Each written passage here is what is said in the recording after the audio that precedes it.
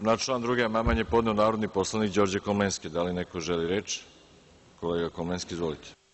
Zahvaljujem, predsedavajući. Dame i gospodo, drugarice i drugovi, na član 2. podneo sam amandman i korekcija se odnosi na to što smatram da gradske opštine Barajevo, Grocka, Lazarevac, Mladenovac, Obrenovac, Sopot i Surčin mogu biti osnivači javnih komunalnih preduzeća i u tom delu dotle se i slažem sa predlogom koji je podnet od strane predlagača, ali mislim da tutori u vidu davanja posebnih saglasnosti, propisivanja procedura i određivanja koji organ gradske opštine treba da vrši pravo osnivača je malo previše vlasti u rukama grada Beograda u odnosu na ove opštine. Ako očekujemo da javna komunalna preduzeća ovih prigradskih opština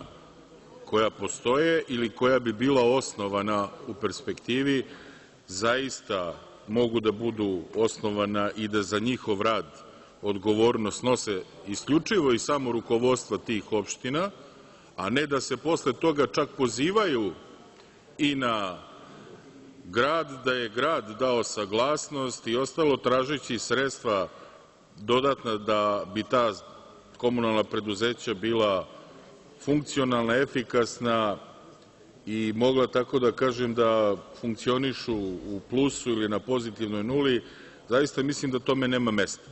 Ja mogu da se složim da treba tražiti modus i način da se u pojedinim opštinama, generalno u Srbiji, ali ovde imamo jedan primer u Beogradu, treba tražiti načina da se stvarno odredi starateljstvo, ono što bi se koristio termin iz Centra za socijalni rad, jer to starateljstvo je očigledno potrebno rukovodstvu opštine Stari Grad, ali nemojte da ovakvim odredbama dezavuišete zaista ogroman angažman ljudi u prigradskim opštinama koji se ne oslanjaju na novac grada Beograda, na budžet grada Beograda i čija komunalna preduzeća bi sa ovakvom zakonskom odredbom, ukoliko ostane, bila u neravnopravnom položaju sa javnim preduzećima i javno-komunalnim preduzećima koja deluju na teritoriji grada Beograda.